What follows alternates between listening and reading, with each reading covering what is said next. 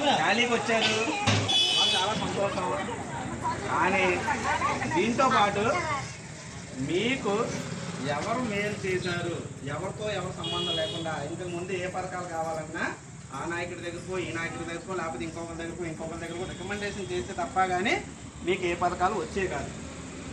ఇప్పుడు అలా కాదు, మీరు డైరెక్ట్గా సచివాలయంకి వెళ్ళో 190 మందికి మేలే జరిగింది.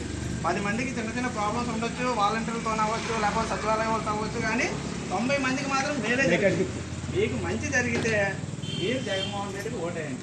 మాకు మంచి జరగలేదు అనుకుంటే అది డైరెక్ట్గా అది ఇంట్లో మంచి జరిగితేనే ఇవ్వండి ఓటు, లేదనుకుంటే మీ మీకు నచ్చిన వాళ్ళకి మీకు బోధపడిన వేసుకోవచ్చు. చెప్పినా అది మీకు నచ్చిన వాళ్ళకి ఓటేయండి. మీకు మంచి జరిగిందంటే మీరు డైరెక్ట్. ఈ రోజు కూడా 18,500 రూపాయలు గవర్నమెంట్ వేసింది, కాకపోతే హైకోర్టు కూడా డిక్లేర్ చేసింది. ఈ రోజు డబ్బులు రావాల్సింది ఆపింది ఎవరు? ఆపింది ఈ రోజు ఆఫీసర్. మీకు ఇప్పుడు 18,500 నెల రోజుల నుంచి ఆపేసింది ఎవరు? చంద్రబాబు నాయుడు. ఆ విషయం మీరు తెలుసుకోండి. ఆయన వచ్చాడనుకో పెన్షన్ తీసుకున్న వాళ్ళందరూ మళ్ళీ ఏ చెట్టు కిందకో పుట్ట కిందకో వెళ్ళాలి. మళ్ళీ సాయంకాలమే పెన్షన్ రావాలంటే 1వ తారీఖు ఉదయాన తెల్లవారు 5వ గంటకి ఇచ్చిన నాయకుడు మన జగన్మోహన్ రెడ్డి ఒక్కడే. అనుకుంటే నేను మిమ్మల్ని గట్టిగా చెప్పి ఓటేయండి అని చెప్పము.